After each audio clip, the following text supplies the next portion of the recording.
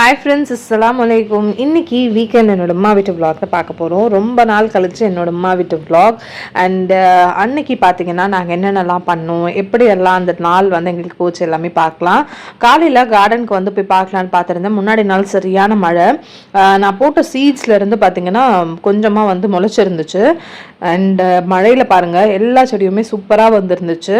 இந்த தொட்டியில் பார்த்தீங்கன்னா 2 பாவக்காய் செடி வச்சுருந்தேன். இந்த மழையில் தானாகவே ஒரு 2 செடிக்கிட்ட முளைச்சி வந்துருந்துச்சு. அதை பார்க்குறதுக்கு ரொம்ப ஹாப்பியாக இருந்தது. அதே மாதிரி எல்லா செடியுமே மழையில் சூப்பராக இருக்குது. அண்ட் இந்த கொய்யாக்காய் செடி மட்டும் வேறு பெரிய பாட்டில் வந்து மாற்றி வைக்கணும். வேர் போகிறதுக்கு வாட்டம் இல்லாமல் காஞ்சிட்டே போகுது. அண்ட் மல்லிப்பூ செடி எல்லாமே கட் பண்ணி விட்டதையும் நல்லா துளுத்து வந்துட்டுருக்கு. சூப்பராக வந்து மொட்டை எல்லாமே இருக்குது. அண்ட் நெக்ஸ்ட் பார்த்தீங்கன்னா இந்த செடி பாருங்கள், சூப்பராக பூ பூத்துருக்கு. ஆரஞ்சு கலரில் பார்க்கவே அழகாக இருக்குது. காலையில் மழை பெஞ்சிட்டே தான் இருந்தது. ரொம்ப மழையில் லைட்டாக தூரல் தூரிட்டே தான் இருந்தது. இவ்வளோ தண்ணி வந்து நிற்கிது பாருங்க. கத்திரிக்காய் செடியில் பார்த்தீங்கன்னா நல்லா பூ வர ஆரம்பிச்சிருச்சு. இனிமேல் கண்டிப்பாக காயுமே வர ஆரம்பிச்சிரும். எவ்வளோ பூ பூத்துருக்கு பாருங்க. 1-2 பூ பூத்துச்சுன்னா காய் வராது, பாலினேஷன் நடக்காது. ஸோ நிறைய பூ எல்லா செடியிலையும் பூக்கும் போது ஈஸியாக பாலினேஷன் நடந்து நல்லாவே கத்திரிக்காய் காய் வந்து காய்க்க ஆரம்பிச்சிரும். அந்த மாதிரி தான் இப்போ நிறைய பூ வந்து வந்திருக்கு. சீக்கிரமாக வந்து காயுமே வந்துடும் நினைக்கிறேன். மழையில் சூப்பராக வந்து எல்லா செடியுமே நல்லா வந்திருக்கு. அண்ட் இந்த டேங்க்ல போட்டிருந்த மூடி பாருங்க, தண்ணி ஃபுல்லாக வந்து ஃபில் பண்ணி வச்சிருக்கோம். ஏதாவது எமர்ஜென்சிக்கு தேவைப்பட்டா படம்னா அந்த மூடி காற்றுல பறந்து அங்கே போய் வந்து விழுந்திருக்கு. அண்ட் ஈவினிங் போல் என்னோட அம்மா வீட்டுக்கு வந்து கிளம்பிட்டோம். அம்மா வீட்டுக்கு போகலான்னு சொல்லிட்டு அதுக்கப்புறம் ஏதாவது ஸ்நாக்ஸ் வாங்கலான்னு சொல்லி ஒருமா வந்து கார் பார்க் பண்ணிட்டு போயிருந்தாங்க. காருக்கு வெளியில தான் மாடு வருது, இருந்தாலும் மாடை பார்த்தாலே பயங்கர பயம்தான். அண்ட் காரில் வந்து அப்படியே எஃப்எம் கேட்டுகிட்டே அப்படியே உட்காந்துட்டு இருக்கோம். அண்ட் அப்போ டைம் பார்த்தீங்கன்னா 5 o'clock மேலேயே ஆயிடுச்சு. காரில் நானும் என்னோட பேபி உட்காந்துருக்கேன். ஹஸ்பண்ட் மட்டும் போயிட்டு ஸ்நாக்ஸ் வாங்கிட்டு வரேன்னு போயிருந்தாங்க. டைம் வந்து 5:11 ஆகுது. அம்மா வீட்டுக்கு போனதுக்கு அப்புறமா நல்லா மழைக்கு சூடாக வந்து அம்மா வந்து பஜ்ஜி போட்டு கொடுத்துட்ருக்காங்க. பஜ்ஜி வந்து அந்த வாழைக்காய் வீட்டில் காய்ச்சதே தான், அம்மாவோட கார்டனில் காய்ச்ச வாழைக்காய் வச்சு பஜ்ஜி வந்து ரெடி பண்ணிட்டு இருக்காங்க. அண்ட் இப்போ பார்த்தீங்கன்னா குட்டி எல்லாமே வெளியில் வர ஆரம்பிச்சிருச்சு. ஒரு குட்டி கூடயுமே டைம் ஸ்பெண்ட் பண்ணிட்டு இருந்தோம். டைம் போகிறதே தெரியல. அவ்வளோ நல்லா அழகாக இருந்தது அந்த குட்டிங்க எல்லாமே. கண்ணை பாருங்களேன் எவ்வளோ க்யூட்டாக இருக்குன்னு. இந்த கிச்சன் பார்த்தீங்கன்னா அப்படியே அதனோட மம்மி கேட் மாதிரியே தான் இருக்கும். Same colour. அண்ட் இது ரொம்ப அழகாக இருக்குது கலரை பார்க்கவே. நம்ம இந்த மாதிரி தடவி கொடுக்கும்போது எந்த இடத்துக்குமே போகாமல் அமைதியாக உட்காந்துட்ருக்கு. எந்த ஒரு சவுண்ட் கூட விடலை. ரொம்ப க்யூட்டாக இருந்தது. இது விளையாடிட்டே இருக்கலாம் போல் இருந்தது. என்னோட பேபிக்கு ரொம்ப ஹாப்பி. இந்த கிட்டன்ஸ் எல்லாமே வெளியில் வந்துருச்சு, அது கூட நல்லா ஜாலியாக விளையாடலான்னு.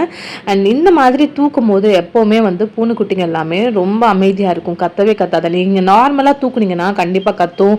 அதுக்கப்புறமா அதனோட அம்மா கேட் அதாவது வர ஆரம்பிச்சிரும். பட் நீங்கள் இந்த மாதிரி தூக்கும் போது அது ரொம்ப கம்ஃபர்டபுளாக ஃபீல் பண்ணும். அதனோட வால் எல்லாமே இந்த மாதிரி சுருட்டி வச்சுக்கும். இப்போ நெக்ஸ்ட் கேட்டுமே தூக்கிட்டு வந்தாச்சு. இவ்வளோ க்யூட்டாக இருக்குது பாருங்க. இதுதான் எனக்கு ரொம்ப பிடிச்ச கேட். 3 கேட்டில் ரொம்ப நல்ல கலர் இது. நான் தூக்குறத பார்த்துட்டு என்னோட பேபியும் நானும் அதே மாதிரி தூக்குறேன்னு சொல்லிட்டே இருந்தான். பட் பயமாக இருந்தது, சின்ன பொண்ணுன்றதுனால கீழே போட்டுருவாளுன்ட்டு.